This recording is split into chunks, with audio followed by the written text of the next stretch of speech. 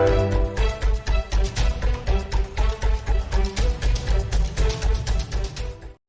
वालेकुम। हाय मैं YouTube family, कैसे हैं आप सब लोग। उम्मीद करती हूँ जहाँ भी होंगे खुश होंगे, खैर आफियत से होंगे। अल्हम्दुलिल्लाह आप लोगों की दुआओं से हम भी बिल्कुल ठीक हैं।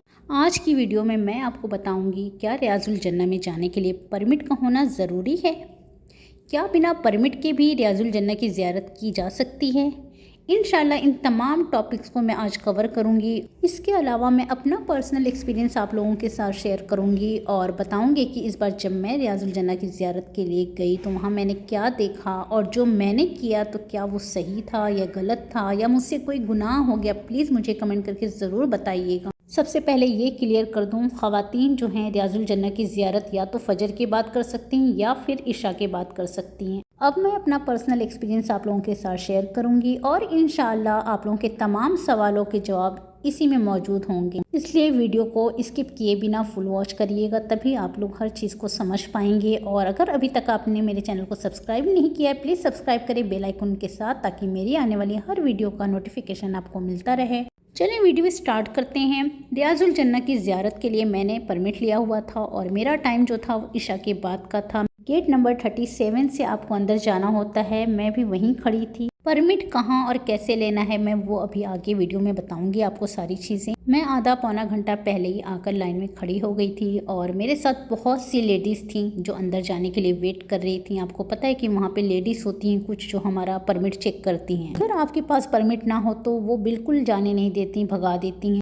मेरे साथ जितनी और भी लेडीज़ खड़ी थीं उनमें से बहुत सी ख़वातीन ऐसी थी जिनके पास परमिट नहीं था और ना ही उनके पास नेट था कि कोई कोशिश भी करता उनके लिए परमिट लेने की, और ना ही मेरे पास नेट था कि मैं हेल्प कर सकती। लेकिन मेरे पीछे एक लेडी खड़ी थी और वो अंदर जाने के लिए बहुत ज़्यादा तड़प रही थी। वो यही कह रही थी कि मेरा बस 2 दिन रह गया, मुझे अंदर जाना है, मुझे अंदर जाना है। दुआएं कर रही थी। उसकी तड़प को देखकर यकीन करें मैंने भी दुआ मांगनी स्टार्ट की। मैं दरूद शरीफ सलाम पढ़ रही थी, लेकिन जब मैंने ये देखी उसकी सिचुएशन तो मैं भी अल्लाह से दुआ करने लगी कि अल्लाह ताला इसका हो जाए और ये अंदर जाए किसी भी हालत में। मेरे पीछे जो खातून थी वो बार बार मुझसे पूछ रही थी कि आपके पास परमिट है। मैंने कहा हाँ मेरे पास है। वो यही कहती थी क्या मुझे जाने देंगे, मेरे पास तो नहीं है, लेकिन मेरे पास वक्त भी नहीं है। मैंने कहा अल्लाह से दुआ करो, यहाँ तक आई हो तो शायद आपका हो जाए, अगर अल्लाह ने लिखा होगा ज़रूर हो जाएगा। मैं उसे समझाती रही, हिम्मत देती रही। उसके अलावा भी 3-4 औरतें जो मेरे आगे थीं उनका भी ये सीन था कि 4-5 लेडीज़ उनका एक ग्रुप था, लेकिन उनके पास जो है सिर्फ स्क्रीनशॉट थे और वो भी एक ही मोबाइल था। एक ही मोबाइल में सबके स्क्रीनशॉट थे, लेकिन क्योंकि उनका कोई ब्लड रिलेशन नहीं था वो लोग भी परेशान थे कि एक ही मोबाइल है और हम लोग इतने सारे लोग हैं, हमें जाने देंगे या नहीं जाने देंगे। और 1-2 लेडीज़ ऐसी थीं जिनकी 9-10 ईयर्स की बेटी भी थी, वो चाहती थी कि वो भी अंदर साथ में जाएं, तो वो भी परेशान थी, पता नहीं मेरी बच्चे को मतलब जाने देंगे या नहीं। लेकिन उनको भी मैंने समझाया, मैंने कहा नहीं आपकी बेटी को जाने देंगे, कि हस्बैंड जा चुके थे मगरिब में तो उन्होंने बताया था कि 9 to 10 ईयर्स के जो बच्चे हैं उनको अंदर जाने दे रहे हैं। जितनी भी लेडीज़ खड़ी थी चाहे परमिट था नहीं था, सभी लोगों के दिल में लेकिन एक ही चीज़ थी कि ए अल्लाह हम यहाँ तक आए हैं तो हमें रियाजुल जन्नह की ज़ियारत करने के लिए मिल जाए। जिनके पास परमिट नहीं था वो बेचारे परेशान तो थे ही कि उन्हें अंदर जाने दिया जाएगा या नहीं। फिर होता ये है कि एक लेडी जाती है और उसके पास भी परमिट नहीं होता है और जो लेडीज़ वहाँ पे खड़े होकर परमिट चेक कर रही होती हैं वो उसको अंदर जाने से मना कर देती हैं। फिर उस खातून ने बहुत रिक्वेस्ट की, यहाँ तक कि रो रो कर उसने उसके पैर तक पकड़ लिए कि मुझे जाने दो, मेरे पास वक्त नहीं है, लेकिन बस उसने एक भी ना सुनी और उसे मना कर दिया। जब ये सब वाक़या हुआ तो मेरे पीछे जो औरत खड़ी थी जिसे अंदर जाना था, जो तड़प रही थी, वो वापस जाने लगी। कहती है कि अब मेरा जाना मुश्किल है। वो कहती है कि जब ये इतना रो रही है, उसके पैर तक वो पकड़ रही है लेकिन ये मना कर रही है, तो फिर भला मुझे कैसे जाने देंगे, यहाँ खड़े होकर अब कोई फ़ायदा नहीं होगा। लेकिन उस औरत को मैंने किसी भी तरीके से समझाया। मैंने कहा आप यहाँ इतनी देर से रुकी हैं हमारे साथ, थोड़ा सा और रुक जाएं, बस नंबर आने ही वाला है, अभी आपको पता चल जाएगा, अगर अल्लाह ने लिखा होगा तो ज़रूर आपका हो जाएगा। खैर मेरे समझाने के बाद वो वहाँ पे रुक गई और उसके बाद बस 5 मिनट रह गए थे, बस हमारा नंबर आने वाला था। यकीन करें मैंने अपने लिए दुआ ना करते हुए सब कुछ छोड़कर मैं बस उस लेडी के लिए दुआ करने लगी और तमाम लेडीज़ के लिए मैंने की, लेकिन उस लेडी के लिए कि अल्लाह मेरी इज़्ज़त रखना, मैंने इसे रोका है, इसे किसी भी तरीके से आप अंदर जाने देना। फिर वो लेडी कहने लगी कि इस तरीके से तो मुझे अंदर जाने नहीं देंगे, प्लीज़ आप अपने परमिट का सिर्फ स्क्रीनशॉट मुझे दे दो, मैं अपने मोबाइल में ले लेती हूँ, मैं वही दिखाकर अंदर चली जाऊँगी। मैंने उन्हें यही समझाने की कोशिश की कि ऐसा नहीं हो सकता और अगर वो स्कैन करेंगे तो फिर हम दोनों ही पकड़े जाएंगे, कोई मतलब नहीं होगा, लेकिन वो बिल्कुल भी नहीं मान रही।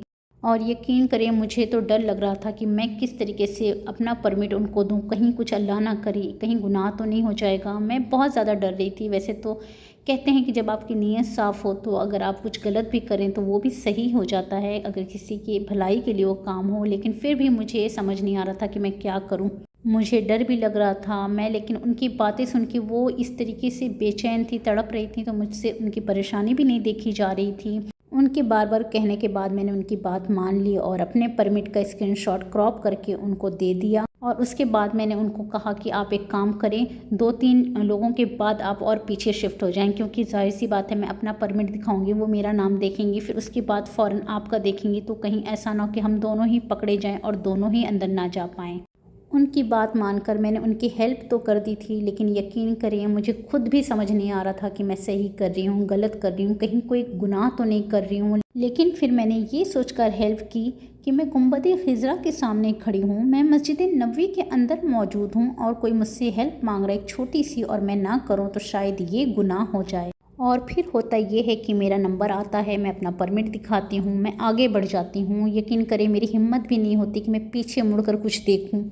अपने अल्लाह का शुक्र अदा करते हुए और उस लेडी के लिए भी दुआ करते हुए मैं आगे बढ़ ही रही थी कि पीछे से मुझे आवाज़ आती है, रुकिए रुकिए। और जब मैं पलट कर देखती हूँ तो वो वही लेडी थी जिनकी मैंने हेल्प की थी। खुशी से वो मुझे गले लगा लेती हैं और बेशुमार दुआएं देती हैं, मेरा शुक्रिया अदा करती हैं। मैं उन्हें बस यही कहती हूँ कि शुक्रिया ना कहें, ये तो अल्लाह ने शायद मुझे चुना आपकी हेल्प के लिए। बस जब भी अंदर ज़ियारत के लिए आप जाएं तो मुझे और मेरी फैमिली को अपनी दुआओं में याद रखिएगा। अभी जो कुछ भी मैंने आप लोगों के साथ शेयर किया उसको बताने का मकसद बस यहाँ पर ये था कि आप लोग बिल्कुल भी परेशान ना हो कि आपके पास परमिट है या नहीं है, क्योंकि अगर आपका बुलावा अल्लाह की तरफ से लिखा होगा तो दुनिया की कोई भी ताकत आपको अंदर जाने से नहीं रोक सकती। परमिट का मिलना और ना मिलना वो एक अलग बात है, लेकिन आपको जो काम करना है वो यही है कि दुआ करते रहना है, क्योंकि हमारे अल्लाह को हमारी नियतों का पता होता है। जिन लेडीज़ के पास परमिट नहीं है वो फजर की नमाज के बाद गेट नंबर 32 से अंदर चली जाएँ, और अगर नवाफिल भी पढ़ना चाहें तो वो भी पढ़ सकती हैं, सलाम भी पेश कर सकती हैं, लेकिन वो रोज़े रसूल की ज़ियारत होगी जहाँ पे आप सलाम पेश करेंगे, नवाफिल पढ़ेंगे, रियाजुल जन्ना की नहीं। रियाजुल जन्ना की ज़ियारत के लिए आपको परमिट लेना होगा, जो कि नुसुक ऐप है। पहले एतमन्ना था लेकिन अब इसको कन्वर्ट करके नुसुक में कर दिया गया। नुसुक ऐप से किस तरीके से परमिट लेनी है रियाजुल जन्ना की ज़ियारत के लिए और किस तरीके से लॉगिन करना है, जीमेल किस तरीके से बनाना है, इंशाल्लाह सारी इन्फॉर्मेशन मैं दूंगी एक सेपरेट वीडियो में,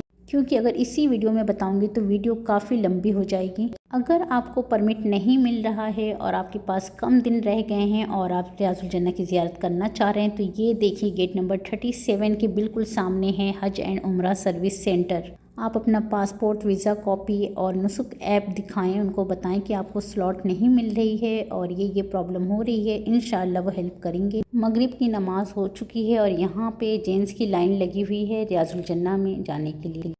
दर नबी पर पड़ा रहूँगा, पड़े ही रहने से काम होगा। सुबहान अल्लाह। प्लीज़ आप लोग दरूद शरीफ पढ़ते रहें और दुआएं भी करते रहें, अपने लिए भी मेरे लिए भी।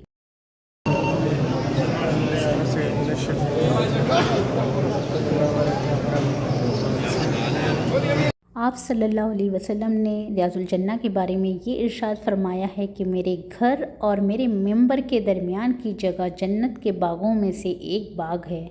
यहाँ आने के बाद बिल्कुल ऐसा ही लगता है जैसे हम जन्नत में आ गए हैं और यहाँ से जाने को बिल्कुल भी दिल नहीं करता। गेट नंबर 41 से मर्द हजरात निकल रहे हैं बाहर की तरफ। सुबहान अल्लाह, कितना प्यारा मंजर है, बस आँखों को बार बार इसका दीदार नसीब हो, आमीन। ईशा की नमाज हो गई है और अब लेडीज़ जो हैं जा रही हैं गेट नंबर 37 के पास। मैंने अभी मर्द हजरात का दिखाया, अब मैं लेडीज़ का दिखा रही हूँ। ये देखें लेडीज़ की लाइन है रियाजुल जन्ना में जाने के लिए और सामने नज़र आ रहा है गुंबद खिज़रा। प्लीज़ सलाम पढ़ते रहिए, दरूद शरीफ पढ़ते रहिए। रियाजुल जन्ना में जाने के मैंने तमाम तरीके बता दिए हैं। सबसे पहले आपको दुआएं करते रहना है जब तक आप लाइन में खड़े हैं, जब आप आ रहे हैं बस दुआ करते रहना है। और दूसरा ये कि नुसुक ऐप पे आपको परमिट लेना है। अगर आपको परमिट नहीं मिल रहा है तो गेट नंबर 37 के बिल्कुल सामने हज एंड उम्रा सर्विस सेंटर जो बना हुआ है, आपको वहाँ पे जाना है। अगर आपको वहाँ से भी कोई हेल्प ना मिले, स्लॉट ना मिले, तब आप जो है फजर के बाद गेट नंबर 32 से जा सकती हैं। रोज़े रसूल के बिल्कुल करीब होकर नफिल अदा करें और सलाम पेश करें। अल्हम्दुलिल्लाह हम अंदर आ चुके हैं। अदब का मुकाम है, अदब से चलें। लोग धक्का मुक्की बहुत ज़्यादा कर देते हैं, तो प्लीज़ इन सारी चीज़ों का ख्याल रखें। देखिए अब हम रियाजुल जन्ना की ज़ियारत करके बाहर आ रहे हैं गेट नंबर 38 से। उम्मीद करती हूँ आज की वीडियो आप लोगों को पसंद आई होगी। अगर पसंद आई होगी तो प्लीज़ लाइक करिएगा, शेयर करिएगा, कमेंट करके अपना फीडबैक ज़रूर दीजिएगा और मुझे ये भी बताइएगा जो मैंने अपना एक्सपीरियंस आप लोगों के साथ शेयर किया, क्या वो मैंने गलत किया, क्या कोई गुनाह था या मैंने अच्छा किया। रियाजुल जन्ना की ज़ियारत बस आप मंथ में एक ही बार कर सकती हैं, मतलब आपको एक ही बार परमिट मिलेगा और आप एक ही बार अंदर जा सकती हैं। लेकिन हाँ, सलाम पेश करने के लिए आप कभी भी गेट नंबर 32 से जाएँ फजर के बाद। उम्मीद करती हूँ ये वीडियो आप लोगों के लिए हेल्पफुल होगी और अगर आप लोगों का कुछ भी डाउट हो, कुछ भी समझ ना आए तो मुझे इंस्टा पर डीएम करके पूछें। डिस्क्रिप्शन बॉक्स में मेरी इंस्टा आईडी मौजूद है, आप वहाँ से मुझे फॉलो कर सकते हैं। इंशाल्लाह नुसुक ऐप के बारे में किस तरीके से अपॉइंटमेंट लेनी है उसके ऊपर भी मैं वीडियो ज़रूर बनाऊँगी। इस वीडियो को ज़्यादा से ज़्यादा अपने फैमिली फ्रेंड्स के साथ शेयर करें ताकि जो भी उम्रा या हज पर आने वाले हैं उनके लिए आसानियाँ हों। अब ये ब्लॉग यहीं पे एंड करती हूँ। अपना ख्याल रखिएगा, अपनों का ख्याल रखिएगा, मुझे अपनी दुआओं में याद रखिएगा। इंशाल्लाह बहुत जल्द मिलेंगे नेक्स्ट ब्लॉग के साथ। तब तक के लिए अल्लाह हाफिज़।